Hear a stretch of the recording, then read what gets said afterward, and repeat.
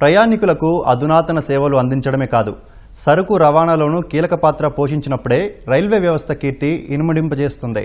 అందుకు అనుగుణంగా పనిచేస్తుంది గుంటూరు రైల్వే డివిజన్. రైల్వేకు కీలక ఆదాయాన్ని అందిస్తూ దక్షిణ మధ్య రైల్వేలోనే ఆదర్శ డివిజన్గా మారింది. సరుకు రవాణా వ్యవస్థలో రైల్వేల పాత్ర అత్యంత కీలకం. రైల్వేకు అత్యధిక ఆదాయం వచ్చేది కూడా ఈ మార్గం ద్వారానే. అందుకే గుంటూరు రైల్వే డివిజన్ వీటిపై ప్రత్యేక దృష్టి సారించింది.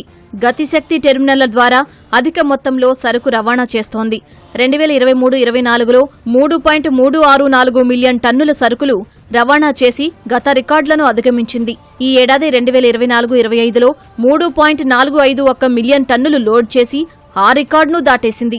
2003 ఏప్రిల్ 1న గుంటూరు రైల్వే డివిజన్ ప్రారంభమైనప్పటి నుంచి ఉన్న రికార్డులన్నింటినీ తిరగరాస్తూ దక్షిణ మధ్య రైల్వేలోనే ప్రత్యేకత చాటుకుంటుంది.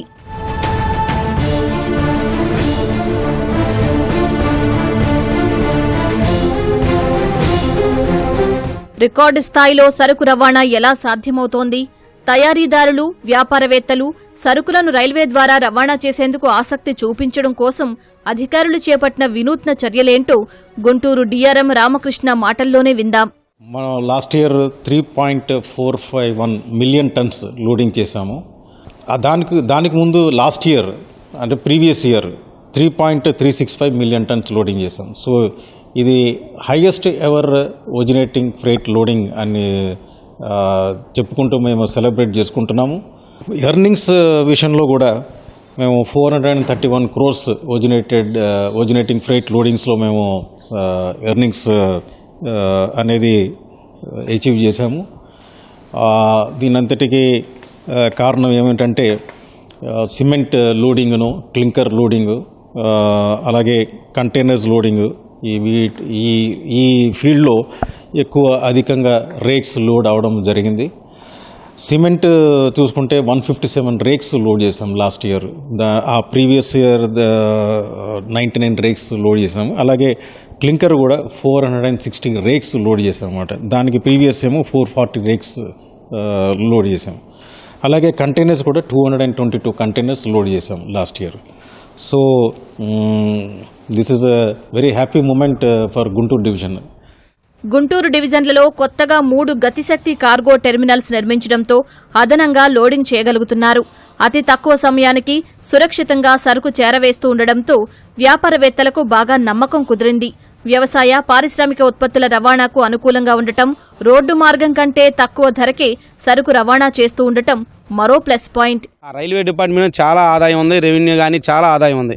ఈ న్యూ గుంటూరు స్టేషన్కి వచ్చిన ఆదాయం ఏ స్టేషన్కి రాదు నాకు తెలుసండి. ఈ 24 అవర్స్ అంటే నైట్ కూడా పని చేయించుకోమంటారు. నైట్ అమలు చేయరు, 9 దాటితే చేయరు. ఆ 9ంటికి ఆపేసి ఉదయం 7ంటికి వస్తారు.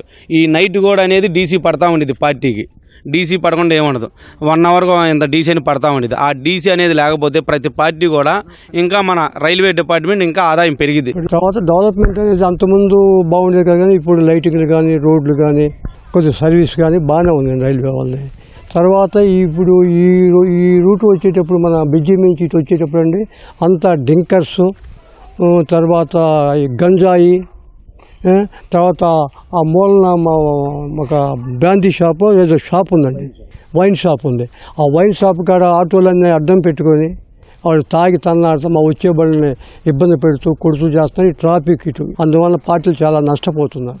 నేను 40 ఏళ్ళ నుంచి చేస్తున్నాను ఇక్కడ. అన్నీ అంతకుముందు ఏమి ఉండేవి కాదు, ఏమి లేవు ఇంతకుముందు. ఇప్పుడు ఒక షెడ్ వేశారు ముఠా వాళ్ళకి, ఈ రోడ్డు వేశారు. ఇంక మంచిల ప్రాబ్లం ఉంది, మంచినీళ్ళ ప్రాబ్లం ఎక్కువ ఉంది మాకు. నేను 25-30 సంవత్సరాలు చేస్తున్నాను సార్. మాకు అటుపక్క సూపర్కి జారి పడితే రూపాయి ఇచ్చే నాదులు లేడు, దాంట్లో పొట్టు పోపిచ్చే నాదులు లేడు. సాటి కార్మికుడికి ఏం జరిగినా కూడా పట్టించుకునే నాదులు లేడు, రూపాయి ఇచ్చే నాదులు లేడు. మేము 5 ఏళ్ళ నుంచి చేస్తున్నామండి. వాటర్ సౌకర్యం ఉండాలి, క్యాంటీన్ 400 దాకా ఉంటారండి అమాలిస్. థియేటర్ లేపు వాళ్ళేది అట్టాగే చెప్పదు. షెల్టర్ అదిను బైకులు పెట్టుకుంటున్నారు, వ్యాగిన్ కింద ఉంటున్నాం. లారీల నుంచి గూడ్స్ బండ్లలోకి సరుకు లోడ్ చేసే కూలీలకు అవసరమైన కనీస సౌకర్యాలు, వసతులపై దృష్టి సారిస్తే మరిన్ని ఫలితాలు వస్తాయని కూలీలు అంటున్నారు.